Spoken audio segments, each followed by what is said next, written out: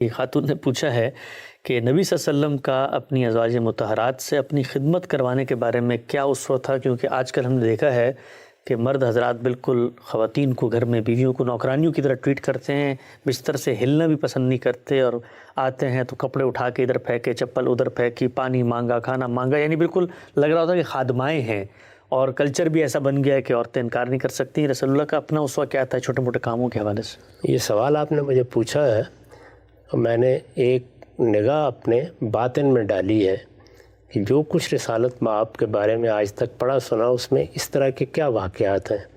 مجھے کوئی ایک واقعہ بھی یاد نہیں آ رہا کہ آپ نے کسی سے کوئی کام لیا ہو۔ سبحان اللہ، اچھا، یہ حقیقت ہے کہ آپ اپنے سارے کام خود ہی کرتے تھے، اللہ اکبر، بلکہ اس کے واقعات یاد آ رہے ہیں کہ آپ نے کسی کی خدمت کر ڈالی۔ یعنی ازواج کے معاملے میں بھی اس طرح کے واقعات ذہن میں آ رہے ہیں، بیماری ہے، کوئی تکلیف ہے، اس طرح کی چیز ہے تو سراپا شفقت بن گئے۔ تو رسول اللہ کا یہ طریقہ نہیں تھا، اور اس میں یہ چیز بھی ملحوظ رکھنی چاہیے کہ اہل عرب کے ہاں بھی اس طرح کی ذمہ داریاں عورتوں پر نہیں ڈالی جاتی تھیں۔ اچھا، ان کی اپنی تہذیب بھی ہمارے کلچر سے بہت مختلف تھی، اس کا بھی لحاظ کرنا چاہیے۔ لیکن خود رسالت مآب صلی اللہ علیہ وسلم کی اپنی شخصیت، آپ تو صحابہ کو بھی کوئی عام طور پر خدمت کی بات نہیں کہتے تھے، بلکہ آگے بڑھ کے وہ کام خود ہی کر لیتے تھے۔ اسی وجہ سے تو ہر ایک نے شہادت دی کہ انک علی خلق عظیم، تو آپ تو اخلاق عالیہ کا بہترین نمونہ تھے۔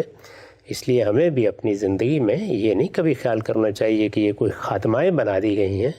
ہم نے مل کے ایک عہد کیا ہے، برابری کی سطح پر ایک معاہدہ کیا ہے، گھر کے نظم و نسق کی ذمہ داری ہم دونوں نے اٹھائی ہے، میاں نے بھی بیوی نے بھی اٹھائی ہے۔ اس میں کچھ فرائض کی تقسیم کی گئی ہے، جیسے ہمارے دین کا تقاضا یہ ہے کہ مرد اخراجات کی ذمہ داری اٹھائے۔